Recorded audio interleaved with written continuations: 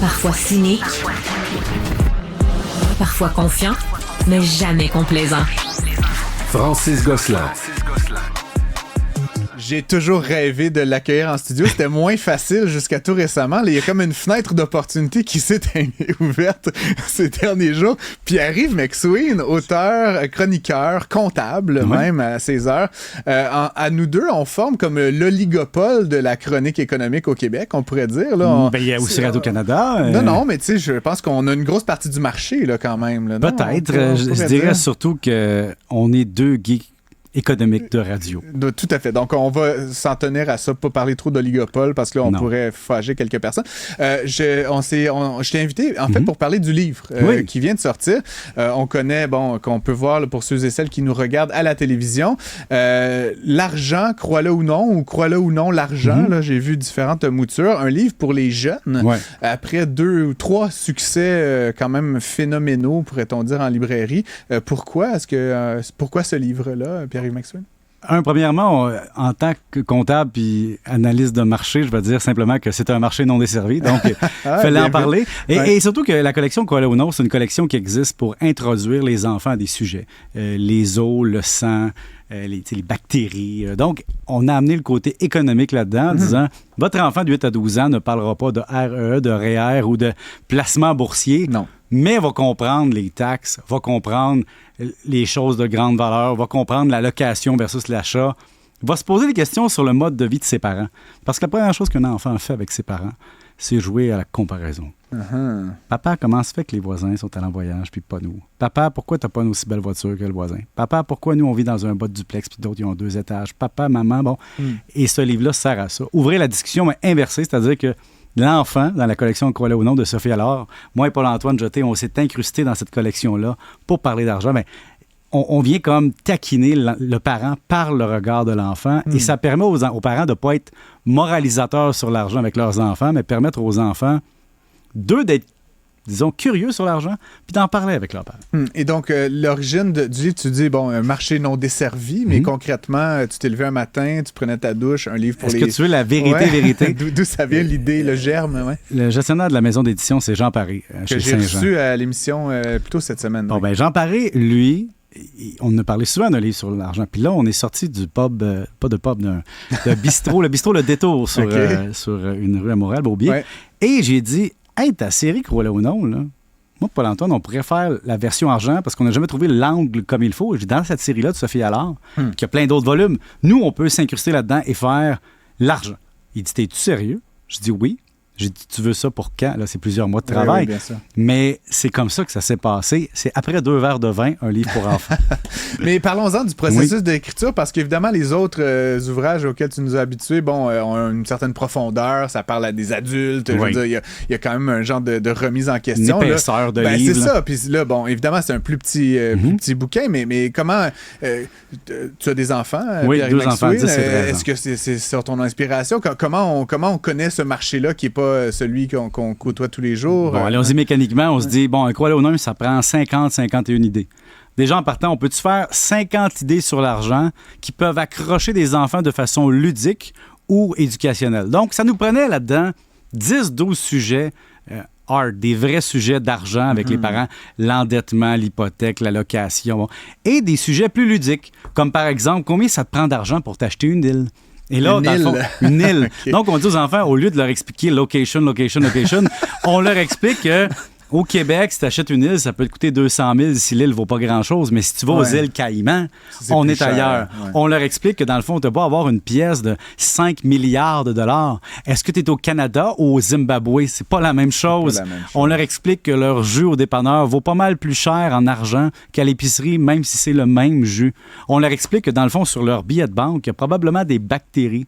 On leur explique c'est quoi la différence entre un billion et a billion, qui n'est pas la même chose. Non. Et donc, toutes des choses comme ça, la bulle, la tulipe, c'est quoi un bitcoin? L'argent est-il sale? De 2 façons. Qu'est-ce qui vaut cher? Pourquoi tes parents n'ont pas payé leur maison? Combien ça va coûter? Donc, c'est un livre que tes enfants de primaire, début secondaire vont lire et vont faire... Ah ouais, hein? C'est plus pour les ados, donc, là, si je comprends les pré-ados. Non, mais c'est vrai, je te dirais qu'à 14 ans, c'est trop tard. Un minimum de notions. Oui, puis à 6 ans, c'est trop tôt. Là. Ah non, parce que j'ai fait le test. T'sais, des enfants de 6 ans qui voient des... Je te donne un exemple. Un enfant de 6 ans qui apprend que, par exemple, le poulet à l'épicerie cuit, il y a des taxes dessus, mais pas les tomates. Puis là, il va voir ses parents, mais pourquoi? Parce que, la réponse, c'est parce que. Pourquoi un pays a deux monnaies? Pourquoi les guichets automatiques vont disparaître un jour? Moi, la première fois que j'allais au guichet automatique, c'était en 1986-87. On était au centre commercial, puis ma prof avait rentré sa carte dans le mur. Et l'argent était sorti. J'avais dit, wow, c'est bien facile. C'est magique. C'était pas aussi facile que ça. C'est l'arbre où pousse l'argent, effectivement. Je te donne un autre exemple. Tu as les faces sur les billets de banque au Canada. Ouais. C'est qui ces gens-là? On fait des jeux d'association. Donc, c'est mélange de culture générale et d'argent. Plus largement, chroniqueur économique au pluriel. Là, en sabbatique, je dirais, moi. En sabbatique, mais en tout cas, bref, c'est une partie de ce qui nous occupe tous les deux. Puis pas juste, tu l'as fait à plein d'endroits. J'ai l'impression qu'on en tout cas, c'est peut-être un biais de sélection, mais qu'on en fait de plus en plus de ça, de la chronique économique. Il y a toi, puis les dragons. Là, il y a eu, depuis 10 ans, 15 ans, la place de ce discours-là est plus grande. Encore une fois, j'ai pas des chiffres probants à te soumettre, et pourtant, j'ai le sentiment que la littératie financière, elle progresse vraiment lentement au Québec. Oui, mais on en parle beaucoup. Mais c'est ça, mais tu sais, je me dis, est-ce qu'on prêche dans le désert? Est-ce qu'on parle dans le vide? Ou est-ce que tu as espoir? Puis, je te remets ça à ton livre. Est-ce qu'on peut espérer éventuellement que les Québécois soient un petit peu plus habiles en matière de gestion de leurs finances, de compréhension des dynamiques économiques, ou est-ce que c'est comme un Don Quichotte dans le désert? On prêche, puis l'aiguille bouge? Moi, je suis comme toi, je suis un peu dans l'optimisme des choses, c'est-à-dire, si tu ne mets pas une connaissance dans le visage de quelqu'un, la connaissance ne se retransmet pas. Et le savoir, c'est gratuit. On peut le multiplier à l'infini, pas l'argent. Et donc, le savoir, moi, ce que j'aime, c'est que je le vois, moi, ça fait plusieurs années, 9-10 ans et plus que je fais ça. L'impact, au début, l'économie dans les affaires publiques, c'était un mal nécessaire. Bon, ça prend un chroniqueur économique, ça prend quelqu'un. Et là, les médias sont à l'inverse. Peu importe les décisions des médias, ils réalisent à quel point le poids est important et l'attraction est importante. Et pourquoi? Ça intéresse certains gens. Ça touche tout le monde, mais puis encore une fois, j'ai aussi le sentiment, puis tu l'as certainement, de redire les mêmes choses perpétuellement, puis qu'encore une fois, je sens pas que la compréhension s'accroît. Puis je dis pas ça de manière cynique là, ou méprisante d'aucune façon, mais encore une fois, j'ai le sentiment qu'il y a encore énormément de chemin à parcourir. Puis peut-être que 10 ans, c'est pas assez, tu me diras. Non, mais il y a deux choses aussi. Tu as la connaissance de base et l'utilisation. Tu as les croyances et la réalité. Comme par exemple, les réseaux sociaux aident à en parler parce qu'il y a beaucoup de gens qui en parlent, des jeunes, avec des plus ou moins bonnes connaissances. Donc, ça donne certaines dérives comme j'ai acheté cette voiture de luxe, c'est vraiment un bon investissement.